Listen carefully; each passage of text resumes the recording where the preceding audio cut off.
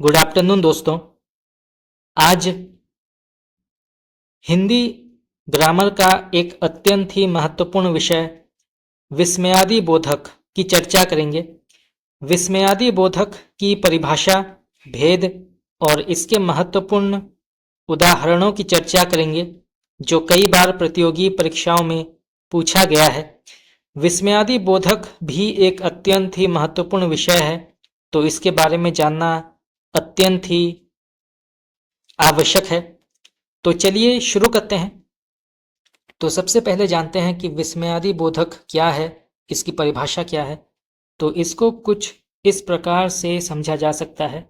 हिंदी व्याकरण में विस्मयादि बोधक, या जिसको अंग्रेजी में इंटरजेक्शन कहते हैं, ऐसे शब्द या वाक्यांश होते हैं जो अचानक उत्पन्न हुए भाव, आश्चर्य, खुशी, दुख, गुस्सा, घृणा, खुशी या अफसोस जैसे भावों को प्रकट करते हैं। ये शब्द स्वतः ही मन की भावना को व्यक्त करते हैं और अन्य शब्दों से व्याकरणिक संबंध स्थापित करते हैं। तो ये एक अत्यंत ही महत्वपूर्ण परिभाषा है विस्मयादि बोधक का, तो आप इसको नोट कर सकते हैं। तो फिर से पढ़ते हैं।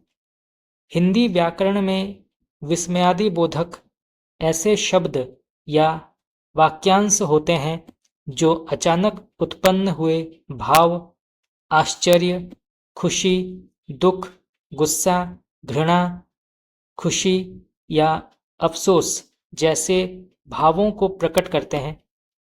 ये शब्द स्वतः ही मन की भावना को व्यक्त करते हैं और अन्य शब्दों से व्याकरणिक संबंध स्थापित करते हैं। तो आप इसको नोट कर सकते हैं, ये परीक्षा में आ सकता है।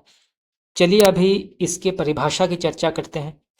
विस्मयादि बोधक वे शब्द हैं जो हर्ष, शोक, आश्चर्य, घृणा, विस्मय या अन्य भावनाओं को प्रकट करते हैं। तो विस्मयादि बोधक वे शब्द हैं जो हर्ष, शोक, आश्चर्य, घृणा, विस्मय या अन्य भावनाओं को प्रकट करते हैं।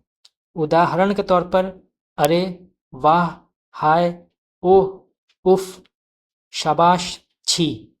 तो जिन वाक्यों में ऐसे शब्दों का उपयोग किया जाता है वहां पर विस्मयादि बोधक को इंगित किया जाता है। चलिए अभी विस्मयादि बोधक के कुछ प्रमुख भेदों की चर्चा करते हैं। विस्मयादि बोधक को मुख्य रूप से उन भावों के आधार पर विभाजित किया जा सकता है जिन्हें वे व्यक्त करते हैं। इसके प्रमुख भेद निम्नलिखित हैं। तो सबसे पहले आता है हर्ष सूचक विस्मयादि बोधक। तो हर्ष सूचक विस्मयादि बोधक का तात्पर्य क्या है? ये शब्द खुशी या आनंद का भाव प्रकट करते हैं। तो ये शब्द खुशी या आनंद के भाव प्रकट करते हैं। उदाहरण के तौर पर वाह, तुमने बहुत अच्छा काम किया। तो यहाँ पर वाह शब्द का उपयोग किया गया है, तो ये जो है हर्ष सूचक को दर्शाता है। इसके बाद शाबाश, तुमने हमें गर्व महसूस कराया। तो यहाँ पर शाबाश का भी उपयोग किया गया है, इसीलिए यहाँ पर भी हर्ष सूचक का उपयोग किया गया है। इसके बाद आता है शोक सूचक विस्मयादि बोधक। तो शोक सूचक विस्मयादि बोधक का तात्पर्य क्या है? तो इसका तात्पर्य है ये शब्द दुख, पीड़ा या अफसोस का भाव व्यक्त करते हैं। तो ये शब्द दुख, पीड़ा या अफसोस का भाव व्यक्त करते हैं। उदाहरण के तौर पर हाय, वह इस दुनिया से चला गया। तो जहाँ पर हाय का उपयोग किया गया है वहाँ पर शोक सूचक विस्मयादि बोधक को इंगित किया जाता है। ओह, ये बहुत दुखद है। तो यहाँ पर ओह शब्द का उपयोग किया गया है। इसके बाद आता है आश्चर्य सूचक विस्मयादि बोधक। तो आश्चर्य सूचक विस्मयादि बोधक का तात्पर्य क्या है? ये शब्द किसी आश्चर्यजनक स्थिति को व्यक्त करते हैं। तो ये शब्द किसी आश्चर्यजनक स्थिति को व्यक्त करते हैं। उदाहरण के तौर पर अरे तुमने यह कैसे किया, तो यहाँ पर अरे जो है ये आश्चर्य सूचक को इंगित करता है। क्या यह सच है, तो यहाँ पर क्या का उपयोग किया गया है, तो इसीलिए जो है ये भी आश्चर्य सूचक को इंगित करता है।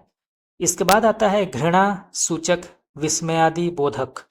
तो घृणा सूचक विस्मयादि बोधक का तात्पर्य क्या है, तो इसका तात्पर्य है ये शब्द घृणा या नापसंदगी का भाव व्यक्त करते हैं। तो ये शब्द घृणा या नापसंदगी का भाव व्यक्त करते हैं।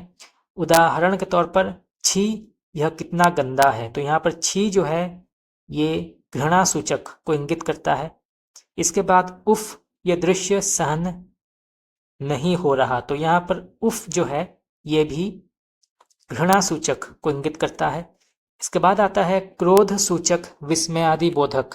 तो क्रोध सूचक विस्मयादि बोधक का तात्पर्य क्या है, ये शब्द गुस्से या आक्रोश का भाव व्यक्त करते हैं। तो ये शब्द गुस्से या आक्रोश का भाव व्यक्त करते हैं। उदाहरण के तौर पर धिक्कार है तुमने ऐसा क्यों किया, तो यहाँ पर धिक्कार है जो है ये क्रोध सूचक को इंगित करता है। हाफ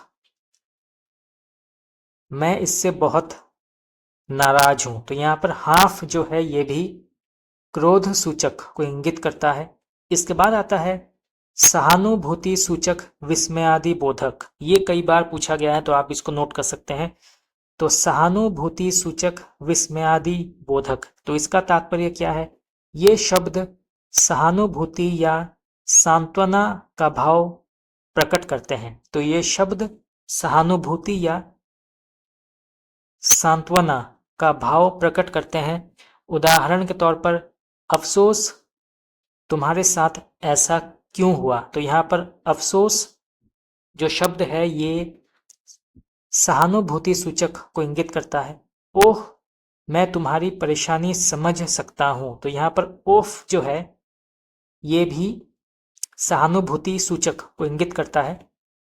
इसके बाद आता है उत्साह सूचक विस्मयादि बोधक।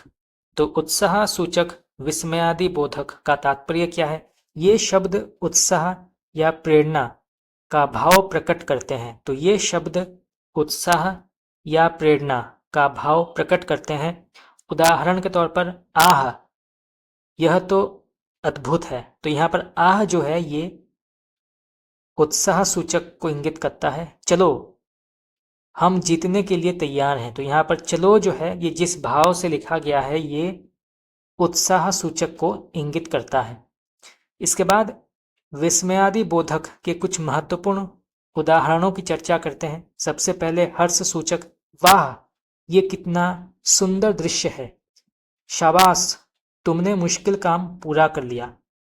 शोक सूचक हाय उसका क्या हाल हो गया, ओह यह कितना दुखद समाचार है।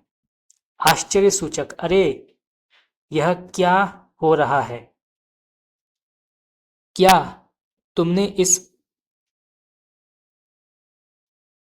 इसे अकेले पूरा कर लिया। घृणा सूचक छी ये बहुत गंदा है, उफ मुझे यह काम पसंद नहीं। क्रोध सूचक धिक्कार है उसने मेरी बात क्यों नहीं मानी। हाफ ये बहुत बुरा हुआ। सहानुभूति सूचक अफसोस तुम्हारे साथ अन्याय हुआ। ओह मैं समझ सकता हूं कि तुम्हारे मन को कैसा लग रहा होगा। उत्साह सूचक आह यह जीत हमारी मेहनत का नतीजा है, चलो काम शुरू करते हैं। चलिए अभी वाक्य में विस्मयादि बोधक के प्रयोग की चर्चा करते हैं। अरे तुम यहाँ कैसे, वाह क्या शानदार पेंटिंग है, हाय मैंने अपनी घड़ी खो दी, उफ यह गर्मी असहनीय है, शाबाश तुमने प्रतियोगिता जीत ली।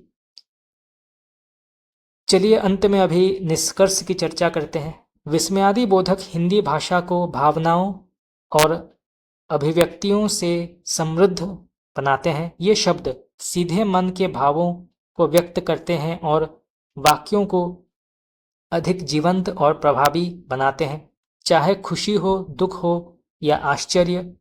विस्मयादि बोधक शब्द व्यक्ति के आंतरिक भावों को सरल और प्रभावशाली तरीके से प्रकट करने में सक्षम है।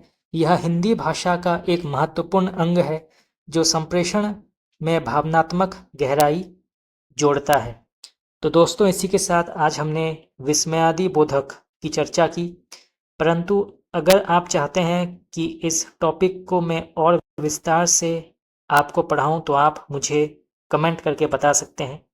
इसके अलावा हमने हिंदी ग्रामर के अन्य विषय जैसे संज्ञा, सर्वनाम, विशेषण, क्रिया विशेषण, कारक और अन्य जो विषय हैं, मुहावरे, लोकोक्तियाँ